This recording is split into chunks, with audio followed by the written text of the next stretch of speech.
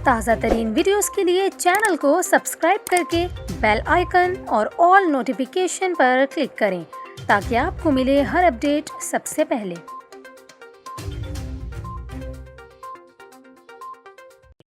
और यहाँ पर आपको खबर दें, लाल शहबाज कलंदर के मज़ार पर हमले का थ्रेट अलर्ट जारी कर दिया गया। आईजी सिंध पुलिस के ऑफिस से डीआईजी हैदराबाद और एसएसपी जामशोरों को लेटर अरसाल कर दिया। पुलिस ज़राए के मुताबिक सहवन शरीफ लाल शहबाज कलंदर के मज़ार से मुताल्लिक सिक्योरिटी थ्रेट अलर्ट है। ख़त में लिखा गया है कि लाल शहबाज कलंदर के मज़ार पर दहशतगर्दी का खदशा है, जिसकी वजह से सिक्योरिटी इंतज़ामात मज़ीद सख्त करें। किसी भी नाखुशगवार वाक़े को रोकने के लिए पुलिस हिफाजती इंतज़ाम करे। इसके अलावा आईजी सिंध पुलिस के लेटर में कहा गया है कि सिक्योरिटी के हवाले से लाल शहबाज कलंदर का मज़ार कैटेगरी ए में शामिल है। हज़ारों ज़ायरीन मज़ार पर ज़ियारत के लिए आते हैं, जिनमें ख़वातीन और बच्चे भी शामिल हैं।